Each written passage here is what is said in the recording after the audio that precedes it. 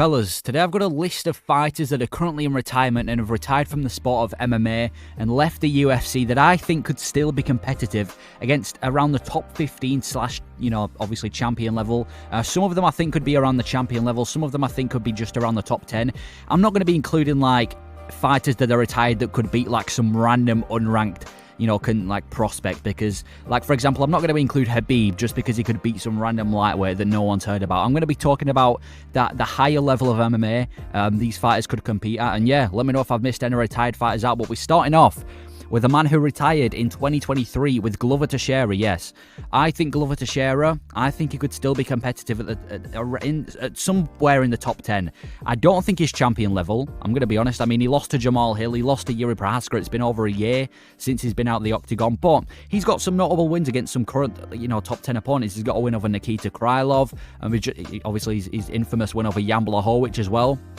Like, he's still a pretty well-rounded boxer. He's got no concept of age. You look at the age and you think this guy's done. He was winning a belt in his 40s as well. I know he's obviously not as good as he was when he won the belt, but it's not like he's had this massive drop-off since winning the belt. He only lost to the top level. I still think there's around 5 fighters in the top 10 that Glover Teixeira could get wins over. I'm not saying it's the wise decision. I'm not saying, obviously, he's already had a legacy. There's no need for him to come back, but I'm saying if he theoretically was to come back, I still think there's a lot of fights for Glover Teixeira to take and definitely beat. I think he'd just be outside of the top 5 area, maybe, on the lower end of the rankings, but I still think Glover Teixeira, he could have competitive fights in the light heavyweight division, which just says a lot about the state of light heavyweight right now. So for the first fighter, yeah, Glover Teixeira, he's got elite Brazilian Jiu-Jitsu, great boxing, still consistently trains as well. Obviously, he's training occasionally with Alex Pereira with his jiu-jitsu. He has been out for a year though, and obviously he didn't look, he did lose his last 2 fights, but overall, I do think he's definitely got something in him to deliver. Not champion level, obviously he's never going to fight Pereira anyway, but yeah, defies the age issue. He's got elite Brazilian Jiu-Jitsu, probably some of the best in the light, probably the best in the light heavyweight division if he was to come back. And yeah, just says a lot about the state of light heavyweight. So for the first fighter, I've gone Glover Teixeira. Next fighter, Yoel Romero. Now, he hasn't actually retired from MMA. He just left the UFC in 2020. And I know you're going to be talking about every single fighter that left the UFC, but because he's old and he's close to retirement and he did leave the UFC, I'm going to say if Yoel Romero made a comeback to the UFC, I think he could definitely get a lot more highlight reels. Now, I'm not saying he would be competitive against most of the top 10 at middleweight. He's already lost to people like Whittaker and Adesanya in the upper end. He's 46 years old. He's not looked, he's not like prime Yoel Romero. But I could definitely see him being like a gatekeeper for the top 10. Like whenever there's like a new prospect just outside the top 10, feed them to Yoel Romero. I think he's still got what it takes to do that. He's still competing in Bellator against top people as well. So, and this guy, by the way, this guy doesn't look a day past 35 years old. We talked about Glover Teixeira not define the age issue. Yoel Romero, I genuinely think he's probably still going to be competing in 20 years. When he's 66 years old, he's going to look the same, and he's still going to be beating people in PFL or whatever promotion he's in. Maybe even when he's 17, 18, who knows? This guy might just never retire, but seriously, no. Yoel Romero, obviously, like I said, I don't think he would beat the upper end of the UFC, but maybe a gatekeeper for the top 10, maybe around the top 10 to / top 15 area. I could definitely see Yoel Romero picking up a few wins from there. Again, he's just an absolute, we talked about Yoel Romero where you hit him and it hurts your hand, like his head hurts your hand when you hit him. This guy's just an absolute animal. And yeah, not even doing terribly in Bellator. He's still got, I think he's got a fight booked actually. I don't know if he's got a fight booked, but he's still an active fighter in PFL. It's just that he has left the UFC and he's quite old, which is why I've included him in this list. But if he was to come back to the UFC, maybe for it's obviously never going to happen, but if he was to come back to the UFC, definitely a few competitive fights from around the top 10 area. So I've gone Yoel Romero. Next fighter, I've gone Masvidal. Now, we retired last year in 2023 against Gilbert Burns.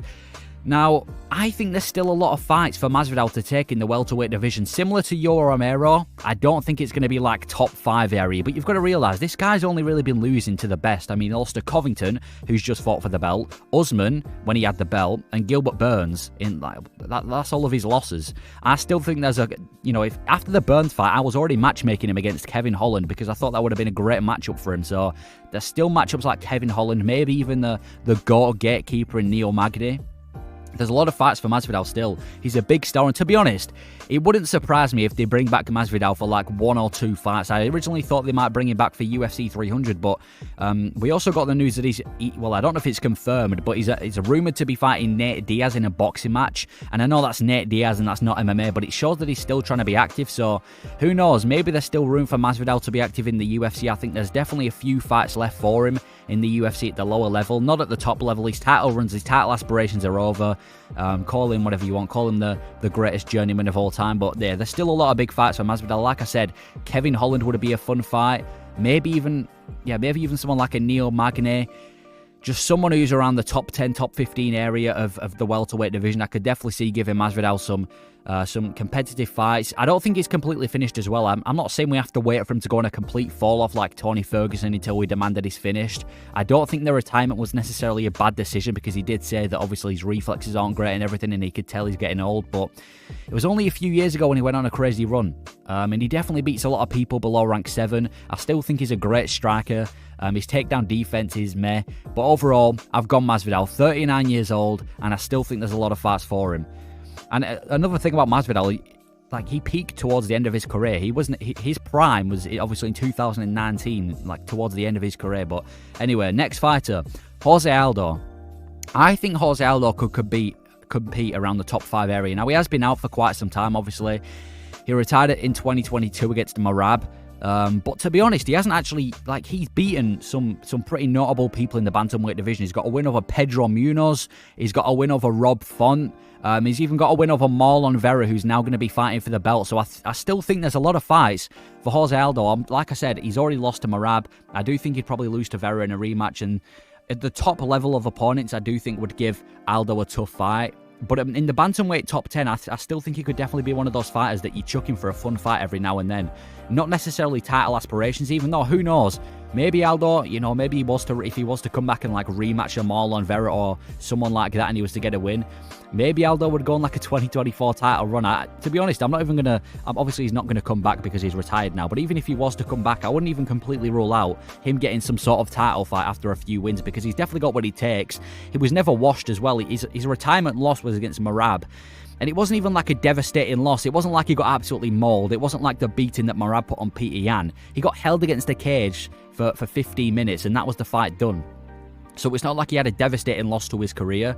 I feel like there's definitely a few more fights from him in the bantamweight division. And I think, although he's been out for a while and I assume he's not been training and whatever, or maybe, in fact, he actually might be, because I'm pretty sure he had a few boxing matches as well. So he's obviously staying active in that department. But overall, Aldo, I still think there's a lot of fights for him, and I think if he was to come back in the bantamweight division, there's still a few big fights for him. I thought him versus Dominic Cruz, like imagine Jose Aldo versus a Dominic Cruz or a Cody Garbrandt or something like that. There's still a lot of fights for Aldo. I do think he retired a little bit too early. I think if he was to retire, it should have been after, I don't know, maybe even in a pay-per-view in Brazil. I mean, maybe not, because we saw what happened with Glover Teixeira, but I've gone Aldo, and finally, I've got Amanda Nunes. Now, I don't usually include female fighters, but I've got to include her in this video because she's probably one of the few retired fighters that I actually think could win a belt, and I think she'd win it pretty comfortably. She retired as a champion. Obviously, she had the loss to Juliana Pena, but then she got it back, and then she got the win over Aldana. Yeah, Amanda Nunes, if she was to come back, without a doubt, I think she would be a champion. I would bet on her beating Silva. I'd bet on her beating Pennington. Amanda Nunes, she's the greatest female fighter of all time. Let's be honest. She's the greatest female fighter of all time, and I think she only retired. To be honest, she only retired because obviously, I mean, she was a parent and she was getting kind of old, but she'd already defeated everyone. She'd already beaten pretty much everyone. The only loss that stood out was the Juliana Pena one, obviously, in recent times, which she ended up getting back anyway. That it was getting to the point where there was no one left for Nunes to face. She was levels above everyone. She was levels above every female fighter, every female bantamweight you can think of. She was levels above. She ruled that division, and I just think Amanda Nunes, she had the choice to stay longer. Like Amanda Nunes, I reckon she could have stayed longer and racked up 1 or 2 more title defenses if she wanted to, just because she's that good for a female fighter. So I've included Amanda Nunes, and yeah, that is my list of retired fighters who I think could come back and have competitive fights. Let me know if I missed any retired fighters. Let me know what you think all of these fighters would, how they would do if they were to come back to the UFC. And yeah, thank you for watching.